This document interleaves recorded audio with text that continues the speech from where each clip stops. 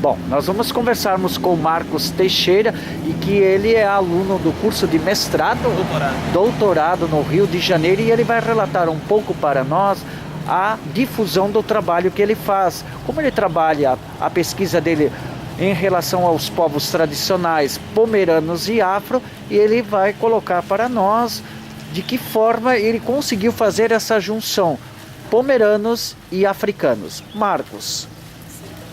Antes de mais nada, eu gostaria de agradecer a oportunidade de estar falando com vocês e dizer que é uma oportunidade ímpar de estar participando desse encontro pomeranos, não só pela cultura pomerana, mas pela relação entre a cultura pomerana com outras culturas que aqui estão presentes e podem se manifestar, apresentar trabalhos, discutir ideias, porque é um encontro que o objetivo não se refere só aos pomeranos. E dentro da cultura pomerana, na qual eu trabalho, há várias outras inter-relações sociais que perpassam italianos, alemães e afrodescendentes também. No meu caso, me concentro numa pesquisa que se encontra em Vila Pavão, uma festa chamada Pomitafro. A Pomitafro é um encontro de etnias que já ocorre há 20 anos em Vila Pavão. E o objetivo, no caso da minha pesquisa, é entender o porquê dessa festa e qual a importância para a sociedade, não só pavoense, mas também para outros municípios de cultura pomerana. E aproveitando o ensejo, eu acho que Santa Catarina, um estado que tem uma diversidade cultural imensa e presente também várias etnias, vários grupos, é uma oportunidade ímpar também para Santa Catarina sediar a POMEBR, no sentido de valorizar não só a cultura pomerana, mas outras culturas menores, menores eu digo entre aspas, que devem e podem ser valorizadas nesse município, no estado de Santa Catarina, não só no estado, mas nos municípios. Então esse trabalho de recuperação é fundamental para buscar identidade. É uma coisa muito íntima do ser humano, buscar identidade. Quando a gente descobre a nossa identidade, a gente descobre um pouco mais de nós e a gente cresce. A identidade não é só o presente, também é o passado, e não é só a busca pelo passado, mas também uma perspectiva para o futuro. Então, nesse ponto, eu acho que a gente caminha muito com esse congresso e, ao mesmo tempo, todas as discussões que são encaminhadas aqui. Eu agradeço a oportunidade. Certo. Como é que você se interessou, sendo tão jovem, por essas questões na área da sociologia, e justamente você vai comprovar um conhecimento através dessa sua tese de doutorado? Em que nível está essa pesquisa? Bom, eu estou na metade do doutorado, talvez não seja tão novinho assim, mas o objetivo nada mais é do que entender um pouco mais também a cultura africana e pomerana. E eu vejo assim uma semelhança muito grande entre a cultura pomerana e a cultura afrodescendente. Por quê?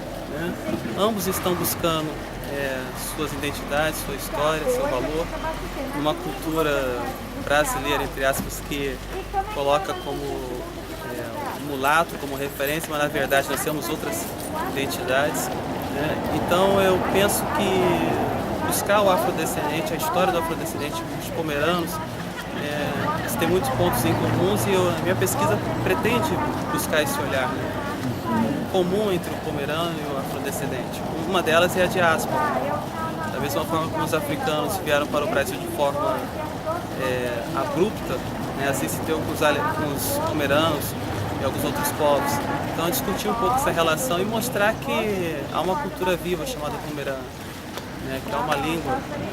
E, infelizmente, no caso dos afrodescendentes, a gente não tem muito como buscar um passado de sobrenome, uma outra questão também. Eu posso, estudando os pomeranos, buscar os sobrenomes e aí identificar famílias, história, região lá da Europa. Ao passo que com os africanos, infelizmente, não tem sobrenome. Exato, É importante registrar isso também. Isso é significativo, essa abordagem. E aqui é interessante, todo esse trabalho seu de pesquisa, você está no Rio de Janeiro e você se desloca para o Espírito Santo. Isso, basicamente é o Espírito Santo, mas também já estive no Rio Grande do Sul, em Santa Catarina no ano passado, estou voltando aqui. Mas o foco da pesquisa é o Espírito Santo.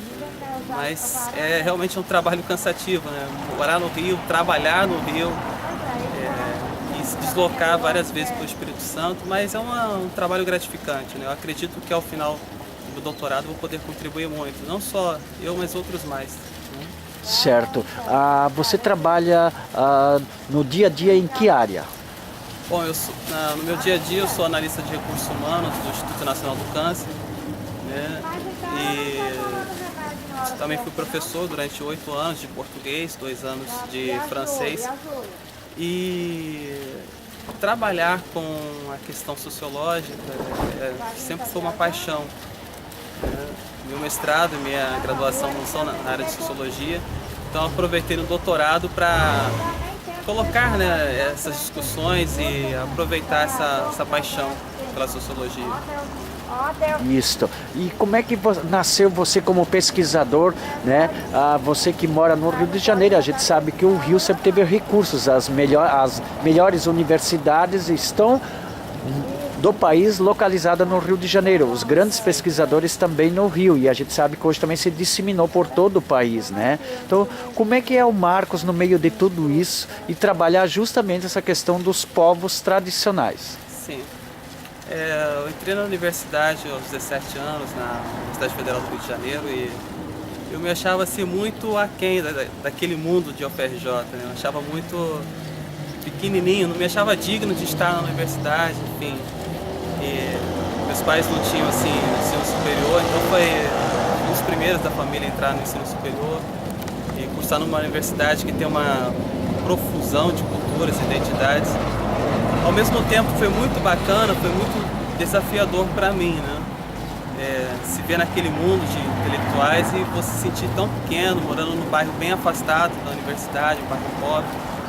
E ao mesmo tempo, né, participando de movimentos sociais, eu destaco o pré-vestibular para negros e carentes, onde eu participei como professor. Ali me deu uma chama para estudar etnias, né, a cultura africana e também outras culturas minoritárias, ou ditas minoritárias. E daí a gente começou a ver o outro lado e ver a questão da opressão, dos processos de colonização. E aí nós desejamos cada vez mais estudar. Procurei cada vez mais estudar e fiz mestrado, fiz outra graduação, pós, enfim. Sempre buscando estudar mais essa relação e mostrando que o estudo não está ligado à cor da pele, que não faz com que o ser branco vai ser mais inteligente do que o negro, ou vice-versa, né? Na verdade, é uma questão de oportunidades, uma questão de apoio familiar também, né? Então, assim, eu acredito que um pouco da minha experiência de vida, quando eu passo para os meus alunos, ajuda, né? A mostrar que mesmo a pessoa sendo pobre, negra, isso não é impossível. Tá certo, Marcos, parabéns pelo trabalho, tá? E muito obrigado por compartilhar conosco, tá? A sua experiência acadêmica e também o seu universo de pesquisa. E com certeza, quando tiver pronto o trabalho, né, Santa Catarina, Pomerode, né, Jaraguá do Sul querem conhecer o seu trabalho. Bom, eu agradeço a oportunidade, peço desculpa por algum nervosismo e parabéns aí pelo trabalho de vocês, do Ademir, né, de manter viva várias etnias, várias culturas. Eu acho que isso é fundamental, né? Não só para Santa Catarina, mas para o Brasil todo. E assim, eu acho muito importante esse movimento de resgatar culturas, né? Nós temos a tal cultura brasileira, mas também dentro da cultura brasileira há uma diversidade imensa. Então, assim, eu agradeço a oportunidade de estar fazendo parte dessas pesquisas. Valeu.